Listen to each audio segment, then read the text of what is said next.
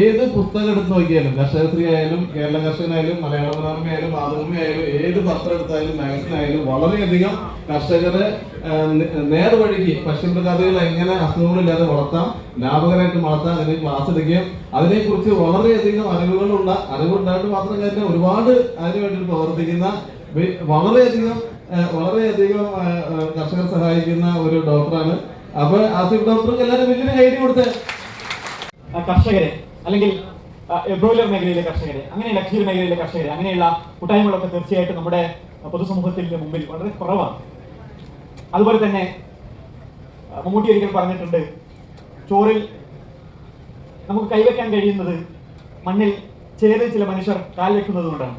അതുപോലെ ചേറിൽ കാൽ വെക്കുന്ന മനുഷ്യരെ നമുക്ക് ഒരു പഴഞ്ചൊല്ലുണ്ട്, നമ്മൾ ഉണ്ണുമ്പോൾ മണ്ണിൽ പണിയെടുക്കുന്നവനെ തൊഴുതുണ്ണണമെന്ന് പറയാറുണ്ട്. അതുപോലെ അങ്ങനെ കർഷകരെ ആദരിക്കാനും അവരെ അംഗീകരിക്കാനും അവരുടെ സേവനത്തിന് തിരികെ ഒരു നന്ദി വാക്കെങ്കിലും പറയാൻ നമ്മുടെ നാട്ടിൽ, നമ്മുടെ സമൂഹത്തിൽ അധികം വേദികളില്ല.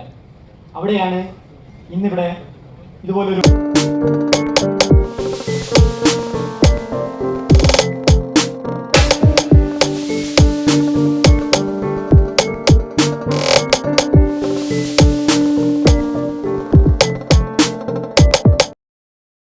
കർഷകരായിട്ട് സർക്കാർ അംഗീകരിച്ചിട്ടില്ല. നമ്മൾ വ്യവസായികളിലൊക്കെ പട്ടികയിലെ പെട്ടല്ല. നിങ്ങൾക്കറിയാം, കുറച്ചു കാലമായിട്ട് നമ്മുടെ ഈ 2 കാലം ഇട്ടേക്കുന്ന ഷെഡിൻ്റെ ടാക്സ് വാങ്ങേണ്ട വ്യഗ്രതയിലാണ് നമ്മുടെ സർക്കാർ. എനിക്ക് പഞ്ചായത്ത് ലൈസൻസ് കിട്ടാൻ വേണ്ടി പഞ്ചായത്ത് മെമ്പറായ ആളാണ്. 2015-20 കാലഘട്ടത്തിൽ ഞാൻ പഞ്ചായത്ത് മെമ്പറായി. അങ്ങനെയാണ് ഞാൻ ആ ലൈസൻസ് സമ്പാദിച്ചത്. എനിക്ക് നിങ്ങളോട് പറയാനുള്ളത്, പഞ്ചായത്ത് ഇലക്ഷൻ വരികയാണ്. നിങ്ങളുടെ നാട്ടിൽ ഏതെങ്കിലും കോഴി കർഷകരെ ഇലക്ഷനൊന്നും ഒന്നും നോക്കണ്ട, വോട്ട് ചെയ്യാം. വേറെ വഴിയില്ല, നമ്മൾ രക്ഷപ്പെടാം. ഇന്നിവിടെ MLA വരുമെന്ന് പറഞ്ഞൊരു പ്രതീക്ഷയിലാണ് ഞാൻ വന്നത്. ഈ വിഷയങ്ങൾ ഒന്ന് അവതരിപ്പിക്കാമെന്ന് കരുതി ഇവിടെ വന്നതാണ്. ഞാൻ പെരുമ്പാവൂരിന്നാണ് വരുന്നത്. അപ്പോൾ തീർച്ചയായിട്ടും നമ്മുടെ പ്രശ്നം വളരെ വലുതാണ്. ഇതിന് പുറകിൽ ഒരു ലോബിയുണ്ട്. ഞാൻ boiler chicken farmers cooperative society എന്നുള്ളൊരു സംഘത്തിന് രജിസ്ട്രേഷൻ കൊടുത്തിട്ട് നാളിതുവരെയായിട്ട് തരുന്നില്ല.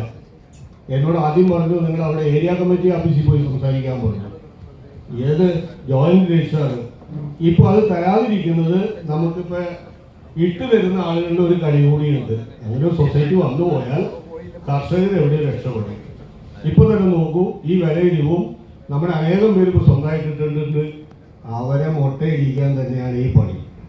അപ്പം ഇതിനു വേണ്ടി നിങ്ങളെല്ലാവരും ഒറ്റക്കെട്ടായിട്ട് എവിടെയെങ്കിലും പഞ്ചായത്തിലൊക്കെ കോഴിക്കർഷകർ നിൽക്കേണ്ടി അവരെ വോട്ട് ചെയ്ത് നമ്മുടെ എല്ലാവരും പരിശ്രമിക്കുന്നത് മാത്രം വിനിതമായി അഭ്യർത്ഥിക്കുന്നു.